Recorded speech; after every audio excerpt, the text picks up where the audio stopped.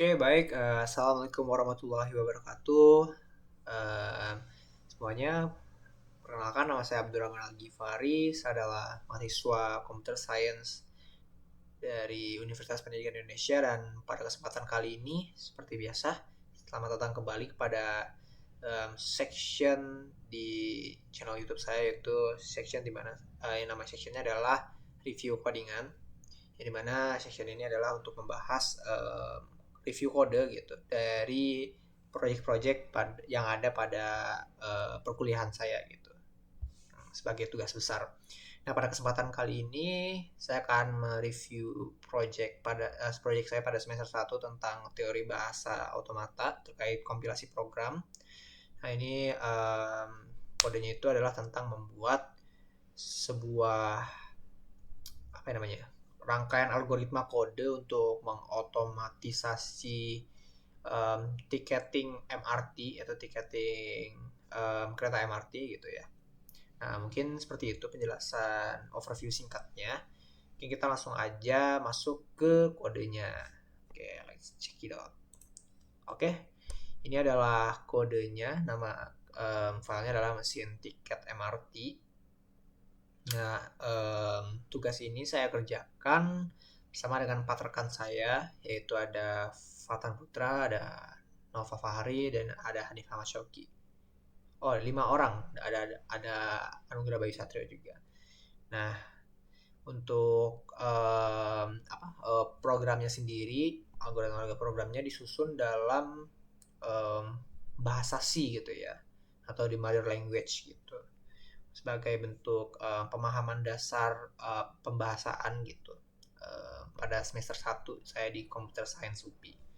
Oke, mungkin langsung masuk saja. Yang pertama tentunya kita menginclude library yang saya gunakan untuk program ini dari library C, yaitu ada standar input output, kemudian ada string untuk mengolah string. Nah, kemudian di sini ada bungkusan atau type def struct ya, sebutan umumnya gitu ya, untuk membungkus variabel-variabel yang dibutuhkan, dan sedikit info juga bahwa kode ini disusun dalam bentuk dalam bentuk fungsional programming paradigma, jadi bukan OOP karena menggunakan C juga. Dan ya, ini adalah beberapa variabel yang dibutuhkan seperti stasiun 1, stasiun 2 untuk mendata stasiun awal dan stasiun tujuan. Kemudian metode yang digunakan user, ini metode pembayaran ya. Kemudian ini kalau misalkan dia tunai 1, tunai 2, ini adalah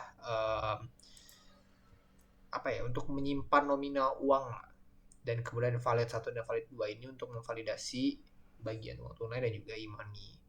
Dan kemudian ada yang menampung e-money-nya juga gitu, variabel untuk menampung e-money. Dan di sini ada string ya, atau char confirm yang memiliki alokasi area 101 untuk inputan gitu ya. Nah, ini untuk melampirkan daftar, prosedural untuk menampilkan daftar seperti ini kita masih menggunakan hardcode gitu ya.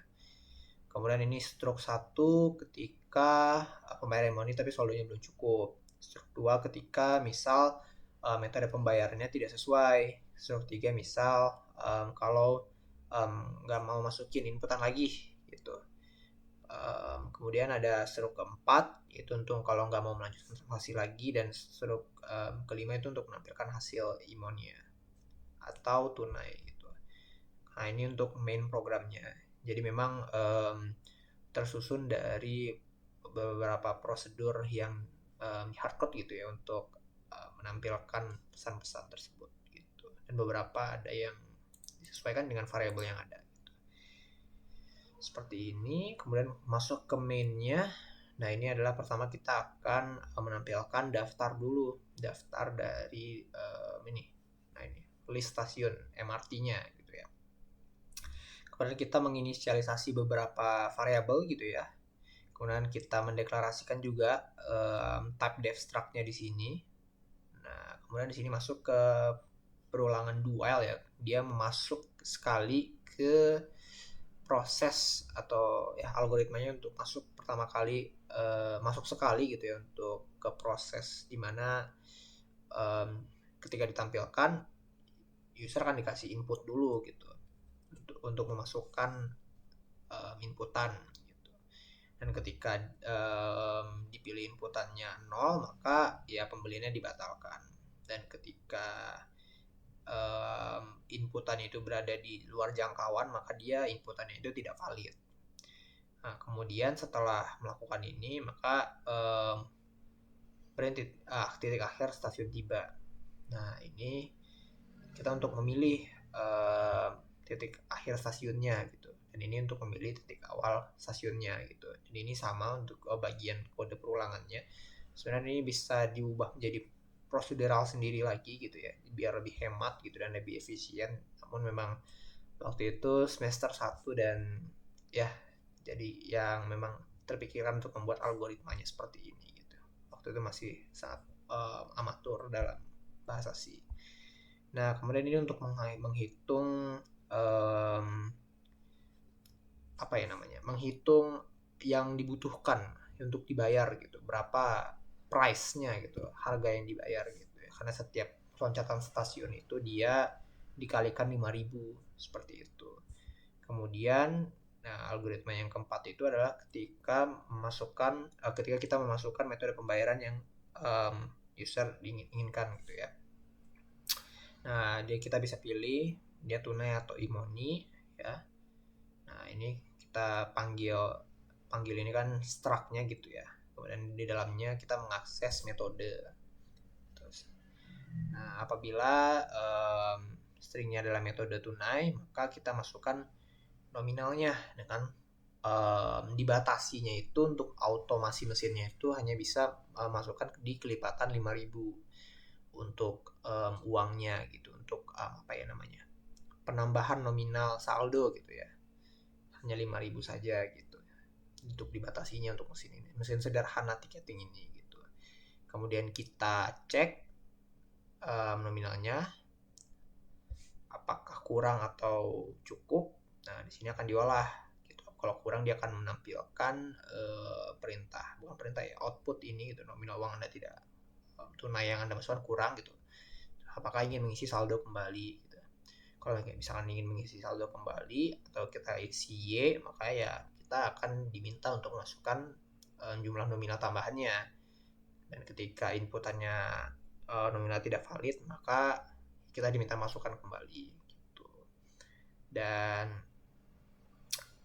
apabila kita memilih untuk N gitu ya atau no, maka ya kita akan pergi ke stroke ketiga, dan apabila inputan tidak valid maka untuk mengulang kembali sampai valid antara Y atau enggak N, seperti itu. Kemudian ini untuk error handling ya, ini error handlingnya. Dan di sini ada sisa. Nah, sisa ini adalah perhitungan dari berapa harganya atau total perjalanan itu membutuhkan berapa harganya gitu dari stasiun ke stasiun, kemudian dipotong dari saldonya si user gitu. Nah, kemudian ini jika menggunakan metode yang digunakan adalah e-money gitu. Nah, kalau untuk e-money sendiri kita bebas untuk memasukkan saldonya berapa saja karena transaksinya dilakukan secara online gitu menggunakan e-money gitu. Nah, kalau misalkan di tunai, kita hanya membatasi mesinnya hanya menerima uang 5.000 saja, seperti itu.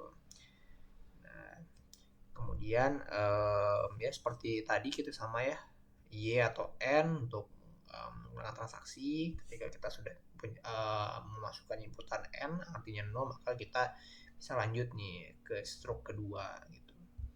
Dan kemudian apabila sudah keluar struktur segala macamnya, kita akan ditanya lagi apakah ingin melanjutkan transaksi untuk tiket lainnya gitu.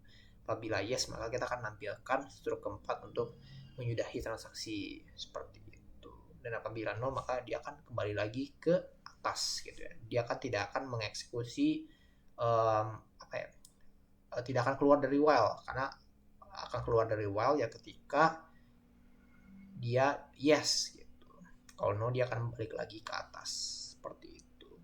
Singkatnya kodenya seperti itu, dan di dalamnya ini kita menerapkan mesin Mealy dan Moore gitu dalam teori bahasa automasi gitu ya, dimana setiap algoritma ini didefinisikan pada state-state dalam mesin Meili dan Moore gitu. Dan kita akan coba jalankan di terminal seperti ini. Oke, dan ini dia ketika dijalankan dia akan menampilkan seperti ini. Nah, jadi kita pilih nih titik awal keberangkatan kita tuh dari mana. Misalkan kita ingin dari Cipete Jaya, kita ketikkan 4. Kemudian kita ingin akhir stasiunnya itu tiba di mana.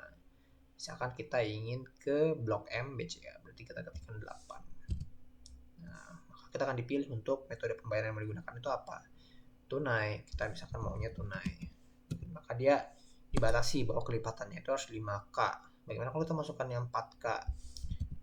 Maka inputan nominalnya itu tidak valid dan silakan untuk mengulang kembali proses yang ada gitu. Memang state di sini tuh state buntu yang mestinya kita bisa kembali lagi ke state sebelumnya ketika ingin memasukkan nominal. Nah, itu mungkin adalah rekomendasi yang bisa dikembangkan untuk program ini. Nah, mungkin kita bisa langsung aja kali ya ke case benarnya gitu ya.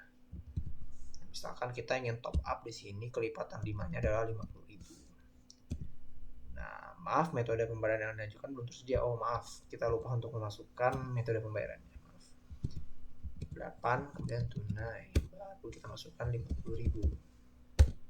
Nah, secara otomatis ketika nominalnya nominal tunainya yang kita masukkan itu dia udah lolos kelipatan 5K, berarti 5.000 yang artinya 5.000-nya itu sendiri 10.000. Kemudian kalau misalkan uang pecahan nominal yang kelipatan 5K dengan satu lembar uang gitu ya, 5.000, 10.000, 50.000, uang 20.000, uang kertas 20.000, 50 dan 100 gitu.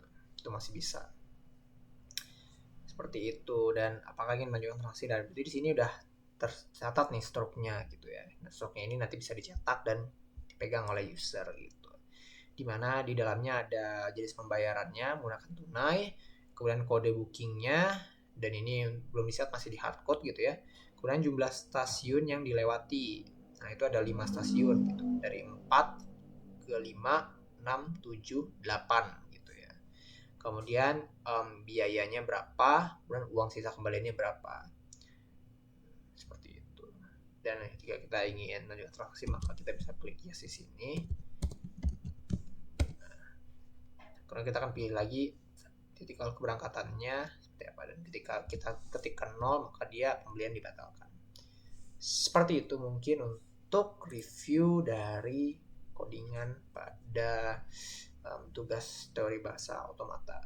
Mungkin sekian dari saya, kurang lebihnya mohon maaf. Assalamualaikum warahmatullahi wabarakatuh.